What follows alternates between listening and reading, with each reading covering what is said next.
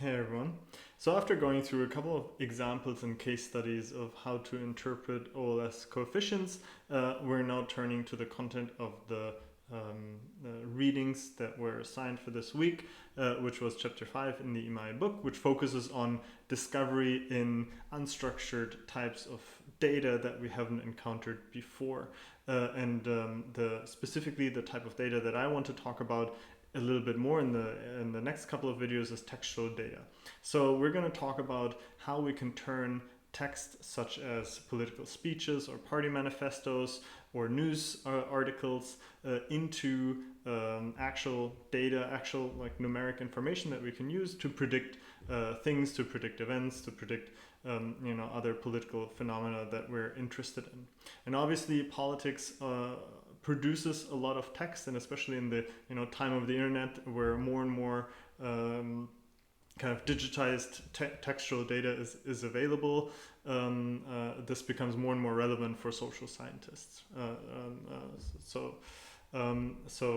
Being able to kind of handle a large amount of text data and including this type of information in your analysis is going to be a crucial skill also for you in your research projects and things like that.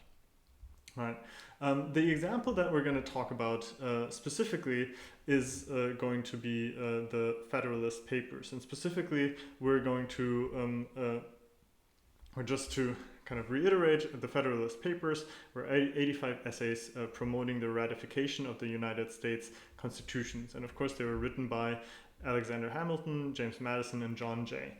But the important point is that these individual essays were written under a pseudonym, namely Publius, and so just from the authorship for some of those essays, the authorship is unclear. So for some of them it is known which of the three has written the essays, but there are specifically 11 essays for which the identity of the author is disputed. And we're just going to use this as a case example to show how we can deal with text data, how we can analyze it, and how we can actually learn use or kind of extract useful information from the text alone. And specifically, we are interested in the question, how can we tell who wrote which paper of those 11 essays where the authorship is contested?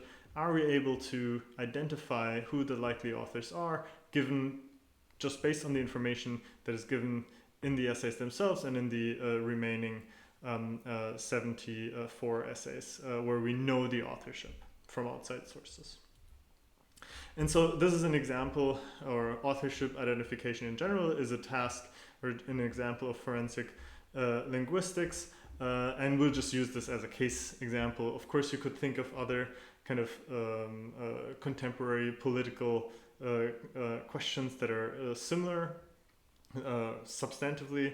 If you think about authorship of specific political documents and things like that, you could kind of think about applications where this could be relevant in nowadays politics as well. But we'll just focus on this historical case as an example for us now.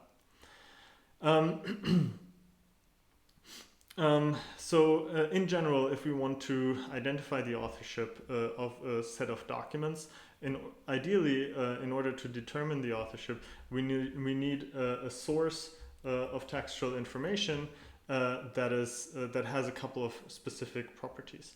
Ideally, this source of textual information should be unrelated to the topic of a text.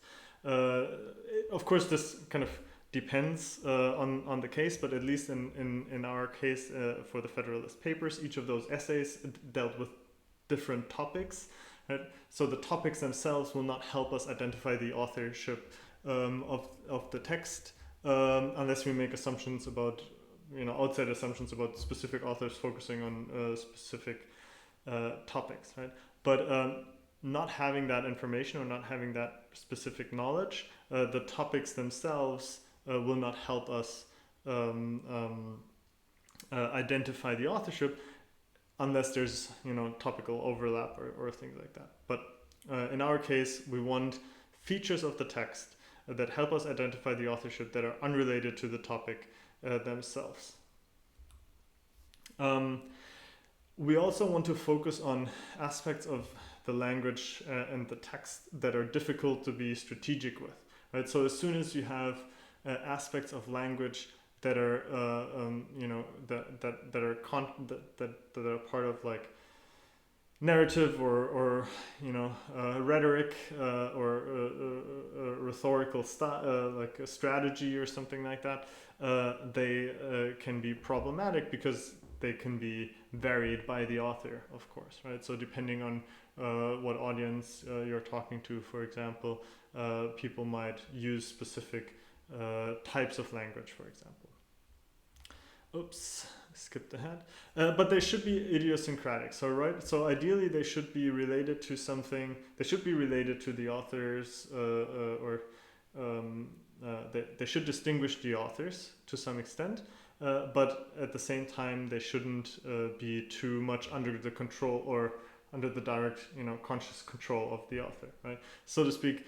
So in other words, ideally we want to focus on specific aspects. If we're talking about a specific author or a specific language, about kind of idiosyncratic patterns of language use that are not necessarily related to the topic, that are not necessarily related to any strategic choice, but just resemble certain speaking habits or writing habits, right? So for example, you could kind of think about how often I say specifically, for example, right? That might be a pattern that is not very, very strategic, where you consciously think about how often I say specifically, but that is certainly something that might be idiosyncratic, where some people tend to use specifically, other people say, might use other terms in as part of their kind of language habits or regular language patterns. Okay, so that's the stuff we want to identify in order to, in this case, identify the authorship. And just to give you an example, kind of some intuition of what this looks like, we have two different kind of excerpts from the Federalist papers. We have Hamilton in 29 on the militia, the power of of regulating the militia and of commanding its services in times of insurrection and invasion are natural incidents to the duties of superintending the common defense and of watching over the internal peace of the Confederacy. It requires no skill in the science of war to discern that uniformity. Okay, and then we have Madison on the judiciary in 49, the several departments being perfectly coordinated by the terms of their common commission. None of them, it is evident, can pretend to an exclusive or superior right of settling the boundaries between their respective powers, right? So kind of, if you kind of look at those two different excerpts, we see kind of subtle differences in the use of language when it comes to not of course beyond the topics, but when it comes to sentence structure, to what extent there additional interjections and things like that, and the types of words that are used, the length of the sentences, and so on. And those are going to be the stuff, or in principle those would be the things that we would want to focus on, to what extent that style of language kind of is distinguishable as idiosyncratic and can help us then identify the Federalist papers for which the authorship is contested. Okay. So whenever, in principle, this authorship identification is a case of classification, which is an example of a classification task, which is a common task in social science or in data science in general, where we have basically a data set with some information, where we have some features that allow us to kind of learn how the features are related to the classification task. So whether Hamilton or Madison wrote a specific essay in the Federalist papers, and then we want to use that information to predict the authorship classification to these two categories in a new set of data that we haven't seen before, right? So whenever we have a classification task like this, like in this case, who's the author of the set of unidentified or contested authorship, or essays with contested authorships, the first step that we have to do is we have to identify first, of course, the dependent variable. In our case, this will just be authorship by Hamilton versus authorship by Madison. Then the second crucial task is to find the predictors. What are the, and I talked about this a little bit already, but the key here will be to find basically features, things in the text that we can use to identify and predict who the author was of a given essay. Based on those predictors and the dependent variable, we fit a model with, and we're just going to use regression essentially, just to simplify, to predict authorship in a set of data where we know who the author was of the given essay. So that's the 74 essays where the authorship is not contested. Then we want to evaluate the model and see how well it works, and also kind of use it to predict the authorship of the essays where the authorship is unclear. Right? So in general, this is just one example of classification.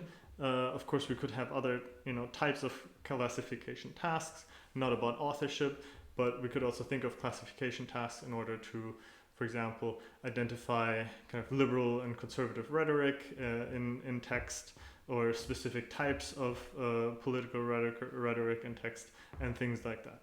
Or identify, for example, specific events in newspapers. For example, if you're interested in identifying and classifying specific types of conflicts based on newspaper reports, that could be another example of a classification task. Of course, where you would have to find different predictors and a very different dependent variable, your model would look very different, but the structure of the underlying problem and task is quite similar. In general, what we can say is whenever we have these classification tasks, the hardest steps are often the first two. So really identifying this the dependent variable and finding predictors that actually help you classify the dependent variable. Those are the crucial steps that oftentimes determines how successful you will be in the end. Okay.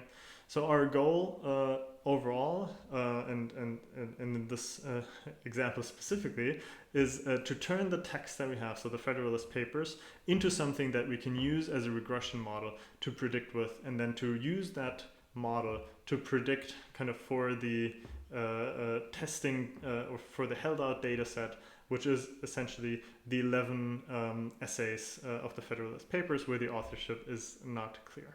Okay, so this is kind of the overview and introduction, and in the next video I'm going to talk about kind of going step by step through identifying the dependent variable and finding those predictors.